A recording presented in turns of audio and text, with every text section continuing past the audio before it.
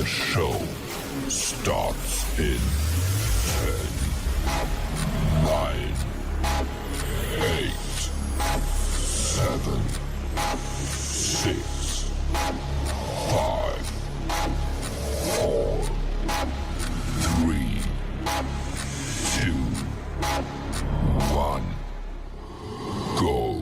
Whether you're new to sales or a lifetime veteran, the Blackbelt Sales Podcast will sharpen your sword and guide you to master the art of sales. And now, here's your host, the ninja himself, Gene Slade. Again, welcome back to the Blackbelt Sales Podcast. Appreciate you out there. Hey, if you're watching live, will you please just put live down in the comments for us? If you're watching on a replay, please put replay in the comments. We really, truly do appreciate that. What's up, Luke Strange? Good to see you, big dog. All right, Don. So we've got a painful subject coming up today. Like, this was something that gave me so much emotional pain when I was a salesperson, especially in the early years. And that is dealing with the likes of realtors and management companies, or some sort of buffer, somebody that's in between you and the actual decision maker that keeps you from maybe helping those clients really truly get what they need. And you dealt with this a lot as a business owner, so you probably have even more experience than I do with this. So let's kick it off and let's talk about this horrible, painful subject.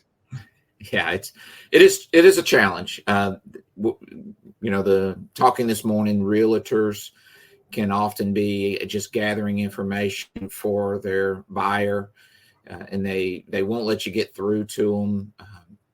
It's a real frustrating situation. And Tyler brought that up today in our morning class, and and it just makes it come back to mind of how many times this happens in your business and career. So there's a top level. As a business owner, you may have to say, do I want to even accept this type of business, or am I willing to put in the effort it's going to take to build out the sales process? Because it's a little bit more difficult, if I can use that word, a little more frustrating for it. So as a owner, manager, you have to decide, all right, is this worth our extra effort? And what will make it worth that extra effort? So, and how do we weed out the people who just aren't really even about to make an offer on a house? They just simply want us to go out, look at it, and then they'll decide if they, want this house. Well, that's a lot of work to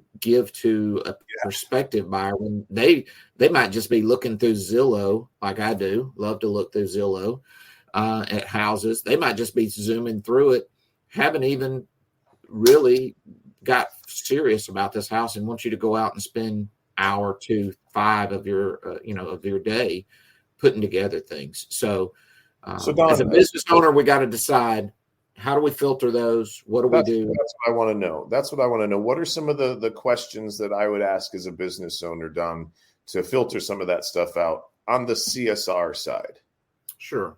Well, asking for them to pay you for your service and it not be free will typically bring a lot of the tire kicker, so to say, out. Like, no, we don't want to spend anything until we know we're serious about this house. That may do it. Second may be, is there an offer that, is there a pending contract for this house? Have they formed, have they actually made an offer for the home? Yeah. I mean, just because they're looking at it doesn't mean that the house could end up being bought by somebody else while they're still sitting here, right, debating stuff. How, so that could get the conversation going for it. Asking a few qualifying questions like, how's this process going to go? When will they want to have this work done? Before closing, after closing? Might make them kind of fess up a little bit to say what their real intent is. They're probably going to tell you their real intent is, we're going to use this as negotiating tactic to maybe get the house price reduced. Yep. But we have no intention of doing the work. We're just going to leave it the way it is because it's operating now. So that happens against you. They just want some ammunition to use for negotiating. Also, making sure we know which realtor we're talking to. Are we talking to the realtor of the prospective buyer? We're talking to the realtor of the seller. It's a big different conversation going on there, right?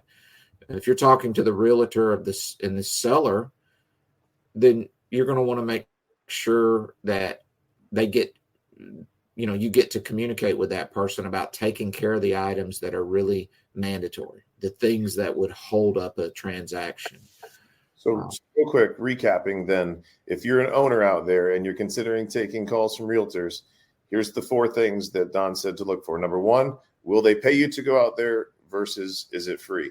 Are they the buyer's agent versus the seller's agent? Because they typically have different motivations, right? Is there a pending contract? Like, has anybody put anything in ink? If they haven't put anything in ink, I don't think I'm going out there. And then when's the work to be done? Is it before or after the closing? Who's paying for all of that? All this goes into strategy because this is chess, not checkers, guys. This is a little bit more complicated than your average deal. And you got to find out where everybody's motivations lie, right? And this morning, Don, we were talking about one of our guys that's in the class is going through this. A lot of houses are being sold in his area, and he's getting a lot of buyer's agents wanting him to go out and give quotes on a new air conditioning system. And so my thought was to call them and say, hey, did you just want a quote on the heating and air conditioning system, or did you want the full inspection? Were you aware that there are 2 systems in the house? There's the air conditioning system and then the duct system, and that they didn't make things like they didn't make things 30 years ago for systems that are being put in today. Can you see how it might cost you a lot more money long term if you don't know about the entire system as a whole? Were you aware of the life expectancy of a duct system? How old's this house? Yeah. Was it made? Yeah. Most people consider that a duct system is forever, has no life expectancy. Yeah. So maybe some information regarding, or just bringing that back in about the life expectancy. We replace the air conditioner. We never have to replace the ductwork, do we? Right? That's very typical what goes through people's minds. And then a lot of this is because of a home inspector. Would it surprise you to know that a professional air conditioning technician has got knowledge that a home inspector doesn't have? Did you know that home inspectors aren't even allowed to take the panels off of your air conditioning system to look inside? So would you prefer that we just gave you a quote on the box, or would you prefer that we gave you more information and ammunition to negotiate this deal out or get you what you really need? See, that's coming from a buyer's perspective.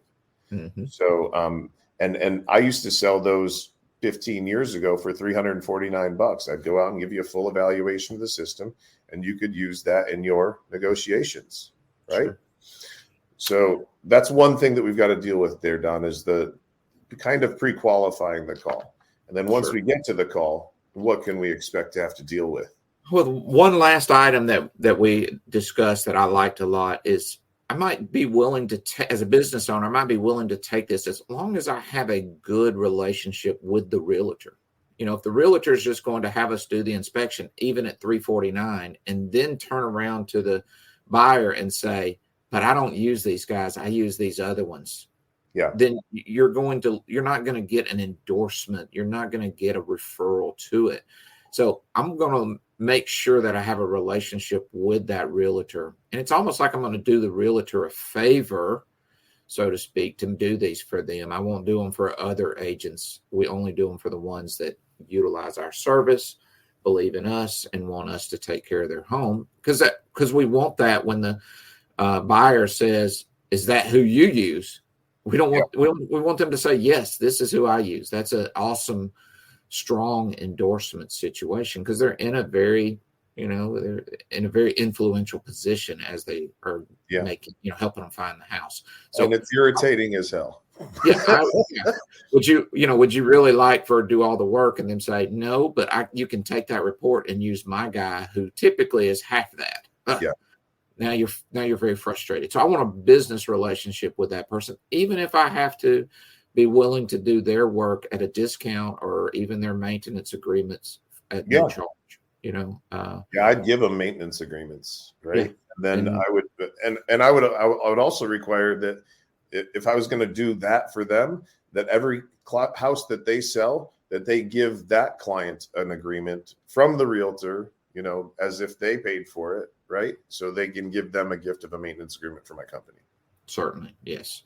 So those are some business decisions. Now we're in that situation. What can we do to get past the realtor, if that's the right word, get to that buyer or that person that's involved in this situation? Well, what is the motivation for the realtor? What's in it for them?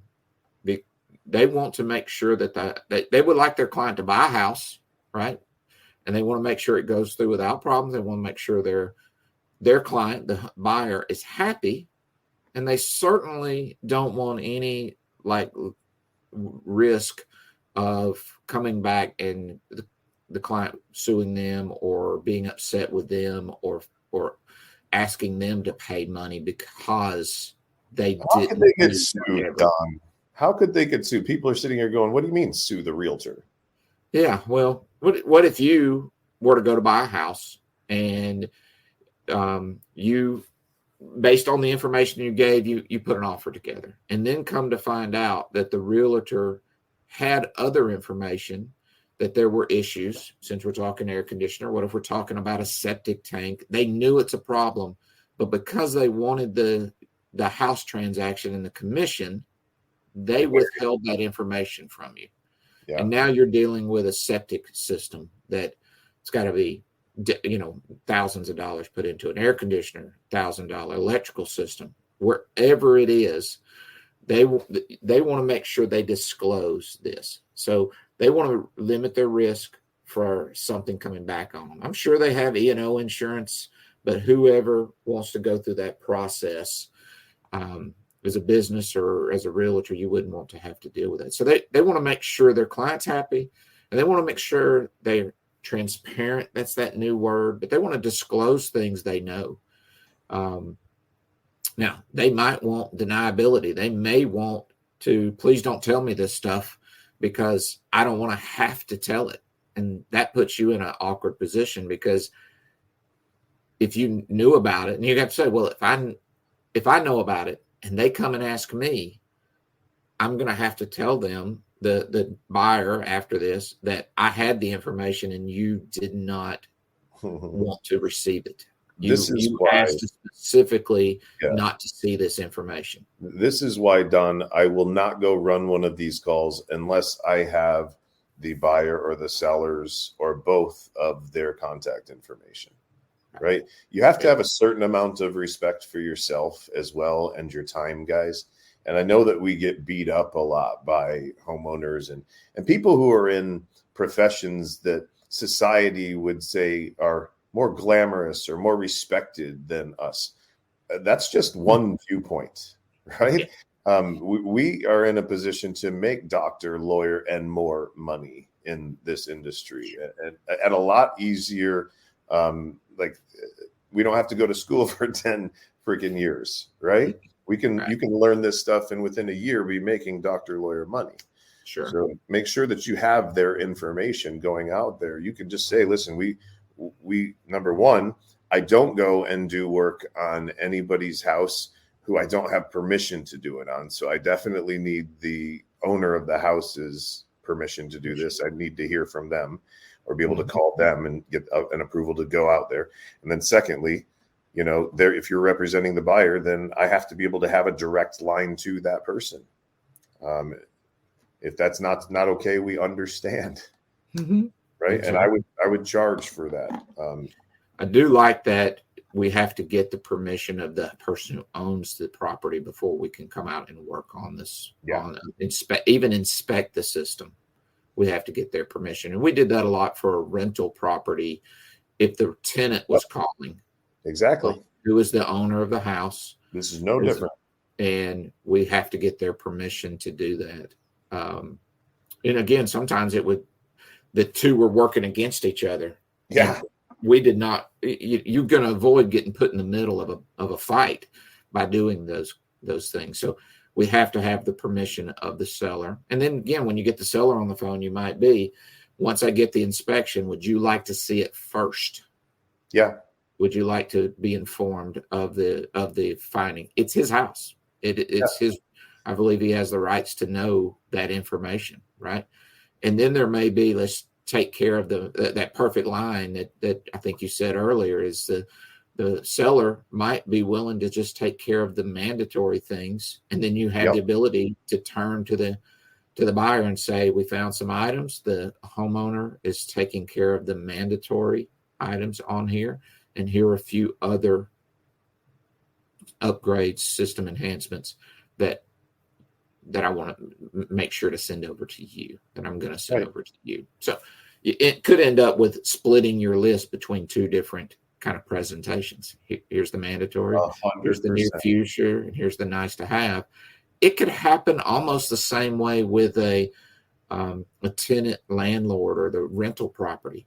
Your mandatories might become more the landlord, the owner of it, where the nice to haves might become more the tenant, that they want water filtration.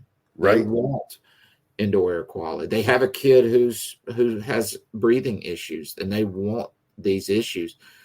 Just don't assume that's a rental property that people will not buy clean water or water filtration systems, or that they don't want their air clean, right? People still want that, whether they rent or own the house. We just have to show still want it, whether they can afford it or not. There we are. And the one objection you'll get, we're sidetracked. One objection you're going to get in the rental property is, I just rent. Well, that's the best part. You can move most of these items to your new home. Yeah, and, or your next place that you rent. Or the next place you rent, and that you won't have to buy them twice. You think when I put 20, 30 grand worth of IAQ into a place that I have leased over the last 15 years that I didn't take most of that stuff with me? Of course I did, right? Yes, exactly. That's the best part. I'm a renter too, I would say, and the best part is we get to take it all with us. Yeah. So Don, this is freaking awesome. And I don't want to give away the farm today. And I still want to go over the bonus topic that we were talking about. And before we go over the bonus topic, by the way, is the use of sympathy versus empathy inside of your sales call. And this is super, super powerful, guys. You want to hang out for this.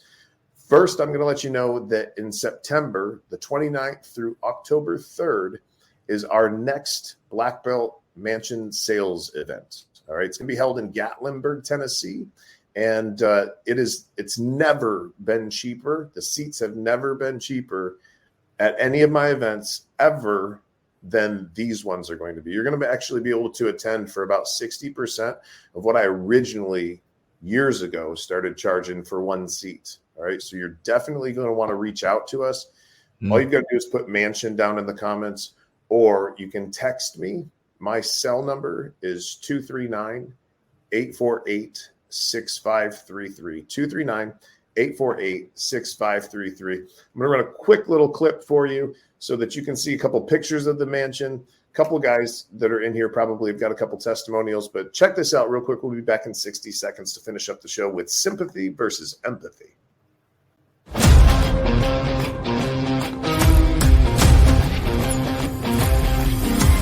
If somebody was hesitant about coming to the Lead Ninja Mastermind, I'll tell them this. You can't afford not to go. It's going to change your life, but not only your life, your family's life.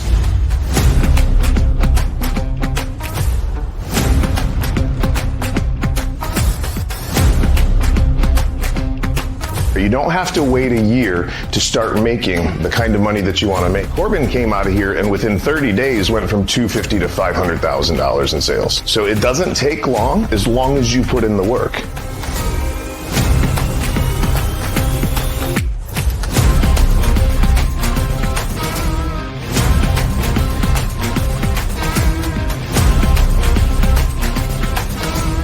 The difference between others and this one's a lot more direct and a lot more informative in certain areas to help you overcome certain obstacles, where the other ones are just kind of broad for everybody.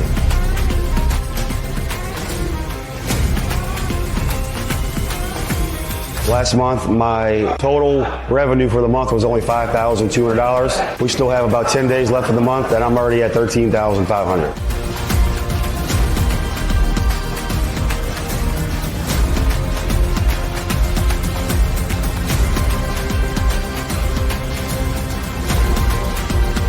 Yes, I have scripted out for you word for word exactly how to tell them about the money. If you're struggling to get to that next level, this is the class you need to be in.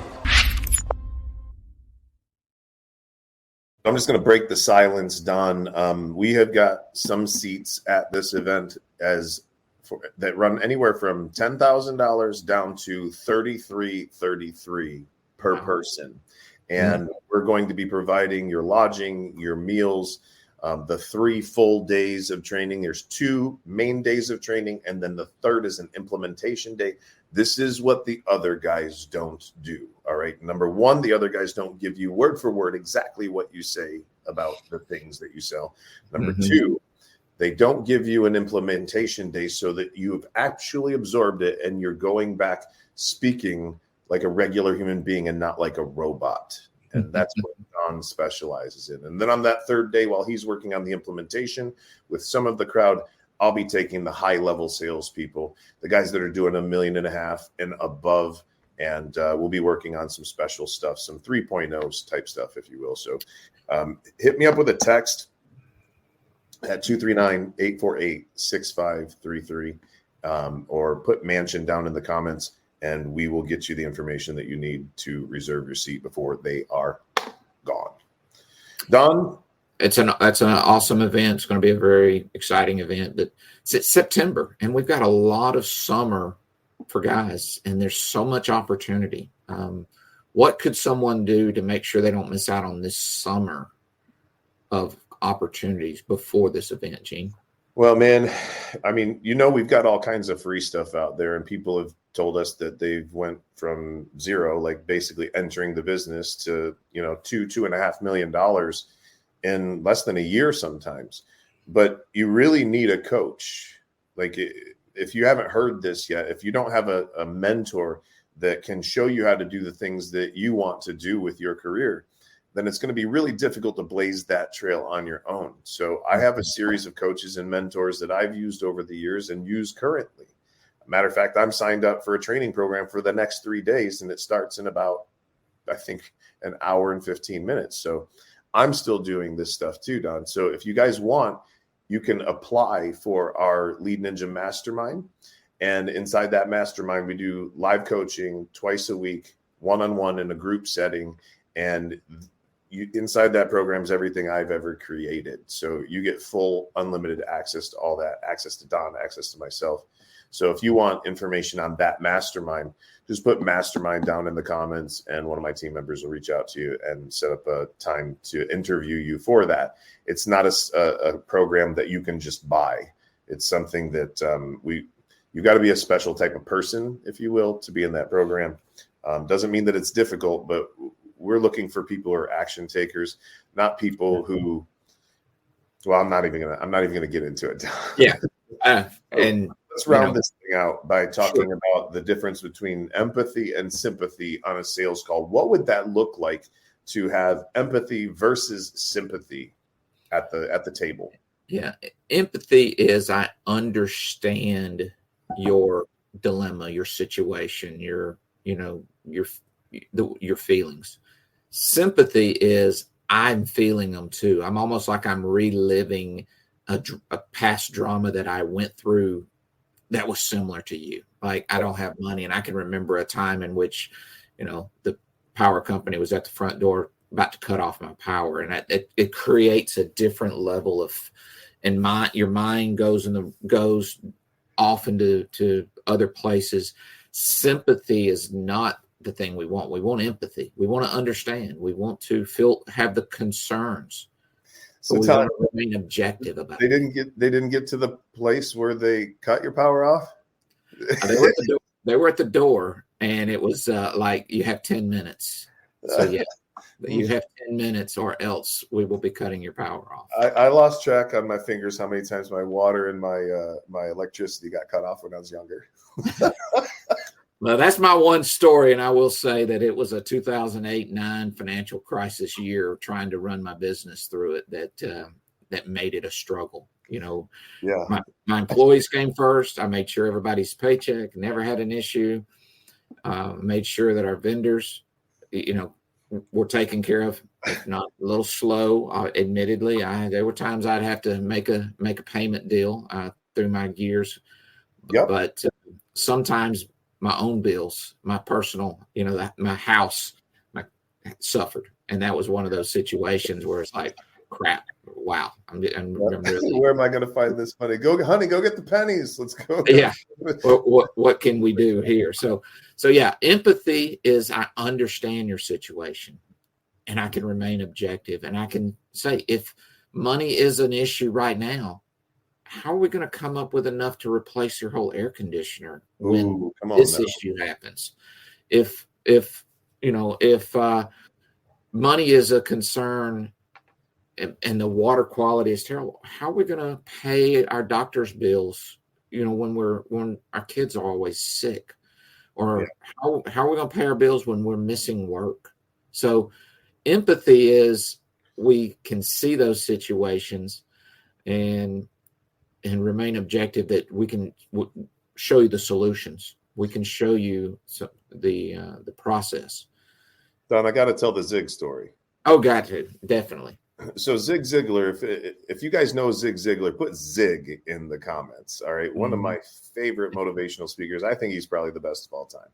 But he was telling a story, great storyteller. He was telling a story about a smoke detector salesperson, a door-to-door smoke detector salesperson. And this guy's got bad smoke detectors. He needs like 4 or 5 of them. And when he gives him the price, the owner of the house starts giving him all these excuses. Yeah, I got to pay for braces for my daughter. My other daughter is going to college, and I got to figure out how to come up with X number of dollars for her. My dog's got a tumor, and I got to go to the vet to get that tumor taken care of. And my cancer's been kicking up. Like, just all of these, negative things. And so the smoke detector salesperson took the detector, held it up against the wall, and he looked at him. He said, "Sir, fire under any circumstance is devastating, but in your case, it would wipe you out." That's the difference between having sympathy and having empathy for somebody. Yes or no? That's it. So if you find yourself leaving a call almost feeling down, not because you didn't sell something, just feeling negative, you probably put too much sympathy into it. You took their negativity and their emotion, you packed it into your being, and you toted it out the door for them. They probably feel a little better, but you feel a little worse. Yeah. Be careful to carry everybody else's burden. We have enough of our own in this world. Let's not carry everybody else's with us. Let's have empathy. So an HVAC example for that type of thing that Zig did was, Mr. Smith, surge to your system, a compressor going out is, in almost every case, devastating, right? But in your case, it would wipe you out. Can you see now why I say that you're going to end up paying for this, whether you get it or not? Right now. And you can do that with a water heater that's dripping. You can do it with just about anything, guys, especially when somebody is having a really difficult time. Those are the people that a lot of times need help the most, right? And I guarantee you, if their car goes out tomorrow, they're going to figure out a way to replace it. They're not just going to stop showing up for work, most of them, right? And sometimes it's the most obvious problems that are the hardest to sell. And I mean by that is that water heater dripping, or the whole inside of the system caked in black, yet just disgusting. And you're thinking, those are the hardest ones to sell because they have been willing to ignore it. Yeah. for years. It's probably not going to be the first time they knew this was going to be an issue. So you're going to be dealing with that. And sometimes we think it's so obvious they have to do it that we cut corners ourselves. Yeah, don't put the effort into it that you otherwise should. Right. So, again, sympathy is when we carry their emotion with us. Empathy is we just understand it. We have to have empathy with our clients. It's not a requirement for us to be sympathetic for them. Yeah. Again, the difference is I understood it, and now I feel so guilty just asking them for the money, right? There's the old saying, there's a sale being made on every call. When the customer just outsold you, the customer was more of a professional than you were when you walk away from those situations. So some people are not going to like that, though. No, understand that you were sold. You just might not want to admit it right there. They sold you on why they can't do things versus you letting them come to their own conclusion that they can, and you're the person who can help them do it. So good topics today, Gene. I always enjoy these classes. I would love to see guys every week training. If you can't train with us, train anyway. Train every week. This summer for HVAC guys, I'm too busy. I can't train. This is when you have to stay true to yourself. Otherwise, you'll be tired at the end of the season. I had a funny guy tell me this. Look, if I'm going to go to the poorhouse, I ain't going to be tired when I get there. So don't be tired. Don't work your ass so hard that you get to the end of the season and you realize you're still broke. If you're going to go to the poorhouse, I am not going there tired. So let's especially for the guys that are in HVAC right now. I know that the summer is starting to turn the heat up, right? And the natural tendency is to begin to rush from call to call. And if you do that, your average tickets are going to drop, okay? Spend the same amount of time that you would in the regular season. Dance with who you're with, guys. Do not rush, because if you rush, I guarantee you're going to be working harder, not smarter. You're not going to make any more money for the amount of hours that you're putting in, right? End of the day, end of the week, end of the month, end of the season, you're going to be exhausted, and you're going to have the same amount of money in your bank account as you have right now. You'll start saying stuff like, I'm burnt out, right? And by the way, you ain't no candle, okay? You don't burn out. You have unlimited stores of energy, but your mind is what gets control of you, all right? And the mind can have an impact on the body, yes or no. Don, let's wrap it up, man. Thanks so much for joining us again today on the Blackbelt Sales Podcast, everybody. It's been a pleasure to serve you. If you haven't given us a review on Spotify or on Apple Podcasts or wherever you listen, man, that sure would be appreciated. Until next time, guys, go out and slay some dragons. Thanks, Don. Thank you, Gene. Have a great day, everyone. See you guys.